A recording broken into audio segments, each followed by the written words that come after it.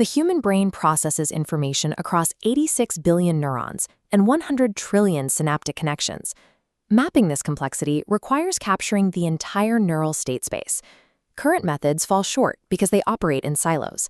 Connectomics provides a high-resolution map of the brain's structural wiring, but it remains a static snapshot, lacking any temporal context.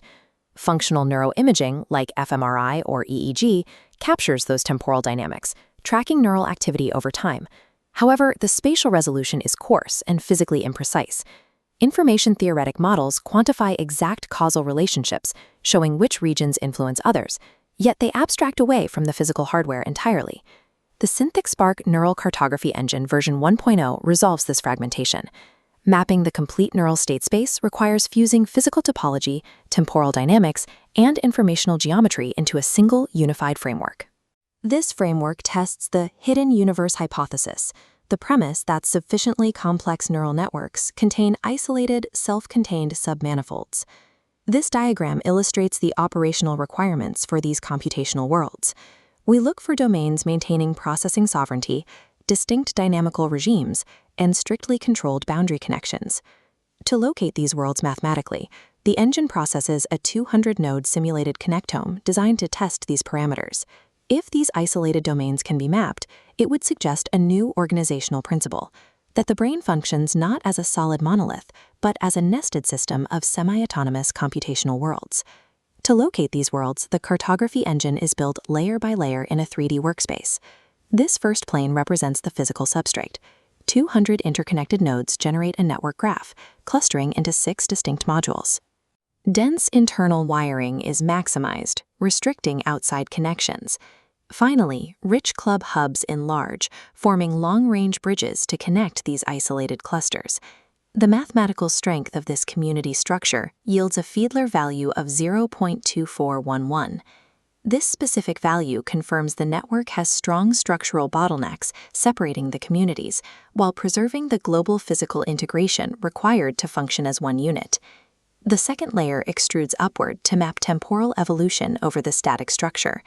We apply simplified Wilson-Cowan rate equations to model the continuous interaction between excitatory and inhibitory neural populations. Over a 200-millisecond simulation, activity pulses and cascades across the network nodes. By applying k-means clustering to these activity patterns, we identify 4 distinct metastable states that the system occupies during the run. The physical bottlenecks from the structural layer constrain signal flow, forcing the entire system to explore multiple distinct functional regimes over time. This third layer visualizes the compression of 200 dimensions of temporal data into a geometric surface using an isomap embedding. A continuous line tracks the network state over time.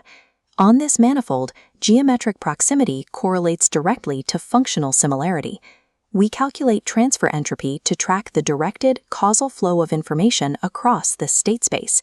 Thick vector arrows confirm strong causal influence is confined strictly within isolated structural pockets, with only faint traces of influence bridging the gaps between them.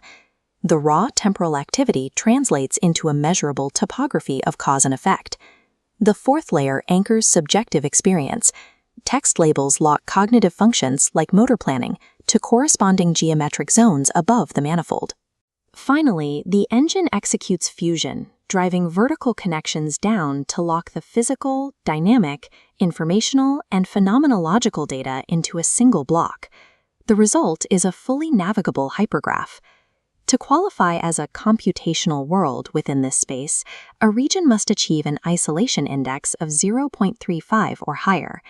The engine applies spectral clustering on the fused distance matrix to mathematically slice the network and identify these regions.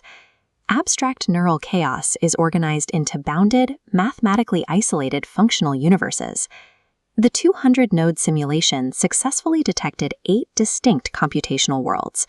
This table highlights the strongest results.